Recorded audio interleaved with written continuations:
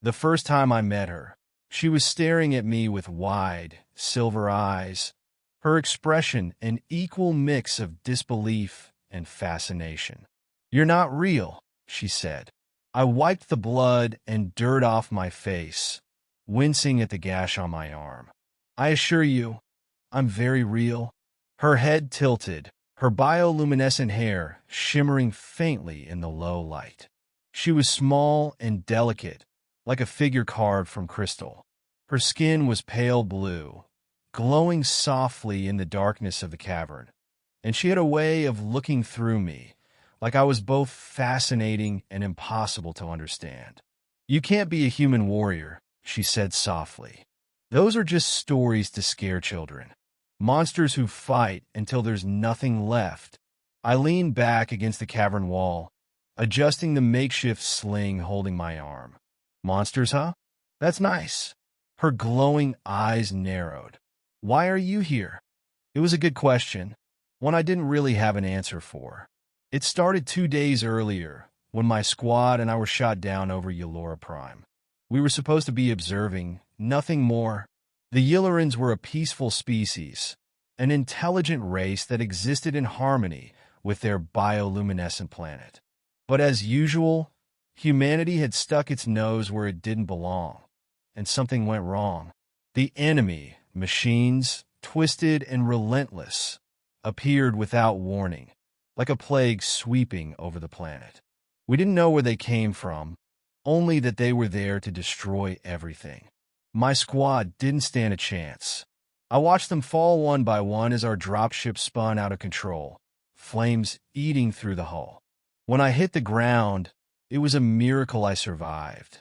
By the time I stumbled into the cavern, bleeding and broken, I was the last human left. The alien girl, her name was Yora, kept her distance at first. I didn't blame her. To her, I must have looked like a nightmare. A 6-foot human covered in grime, armed with a plasma rifle and a combat knife, dragging myself through the darkness like a half-dead predator. But I didn't hurt her. In fact, I saved her life. It happened when the machines found us. They were small ones, spider-like drones, scouting the area with glowing red optics. I'd seen them before. They marked targets and sent the bigger ones to finish the job. Yora froze when they skittered into the cavern, her glowing hair dimming with fear. I didn't freeze. I grabbed my plasma rifle, biting back the pain in my shoulder, and shot the first drone clean through the core. It screeched as it exploded, sending sparks flying. The others swarmed toward us, but I was faster. I moved on instinct, ducking and rolling, my knife flashing as I tore through the drones. Their metallic bodies clattered to the floor, one after another, until the cavern was silent again. When I turned back, Yora was staring at me, her mouth slightly open. "You're real," she whispered. "Told you," I grunted, wiping sweat from my brow. "Now, are you going to help me, or are you just going to stand there?" We spent the next day hiding in the cavern. Yora seemed reluctant to talk at first, but eventually, curiosity got the better of her. "You fight like the stories say," she murmured, "like fire and rage wrapped in flesh." "That's poetic," I said, biting into a ration bar. It tasted like cardboard, but it was better than nothing. "In our tales," she continued, "human warriors are myths. Beings who came from the stars to conquer worlds, unstoppable and merciless." I snorted. "That's a bit dramatic." "It's true," she insisted. "But then the stories changed. It is said the warriors disappeared, swallowed by their own wars. My people believe humans were no more than cautionary tales." I looked at her glowing face, so full of wonder and innocence inside. "We're still here. And we're not all monsters, you know? You're not like the stories." "Good." I leaned my head back against the wall, exhaustion pulling at me. "The stories sound like jerks." She laughed softly, a sound like wind chimes. "That night, the machines came back. This time, they weren't scouts. They were hunters, tall mechanical beasts with glowing red visors and razor-sharp limbs.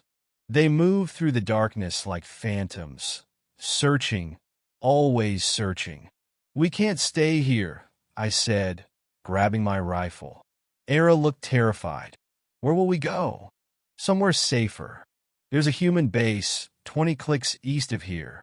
She hesitated. "I've never left the caverns. My people, we don't fight. We hide." "Well, that's not going to cut it anymore," I said firmly. "These things aren't going to stop." I looked at her, at the fear in her silver eyes, and softened my tone.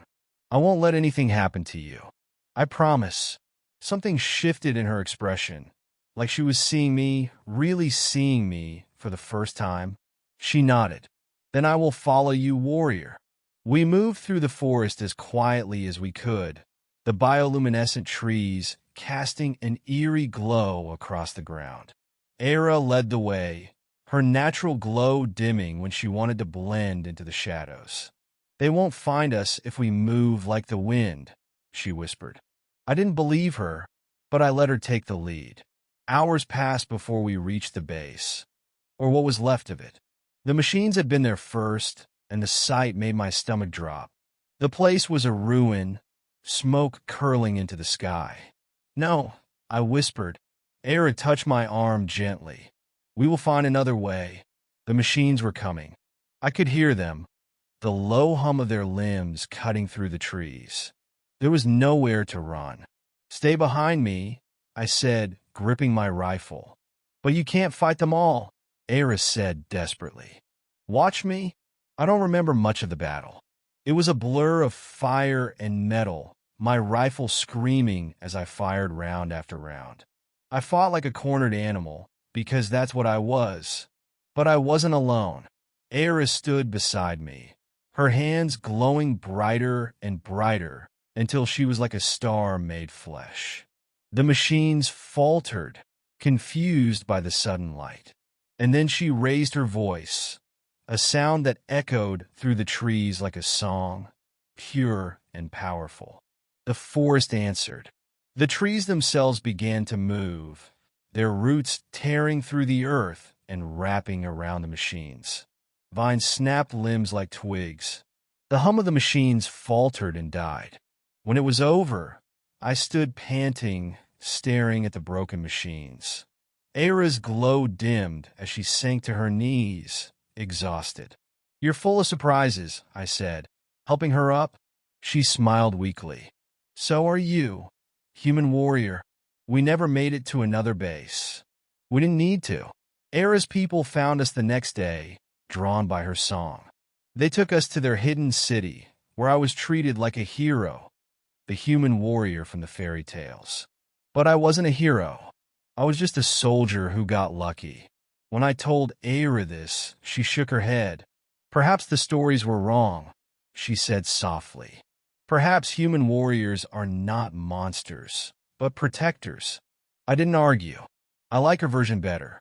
And as I stood on the edge of the glowing city, looking out at the recovering forest, I realized something. Sometimes, even fairy tales can come true.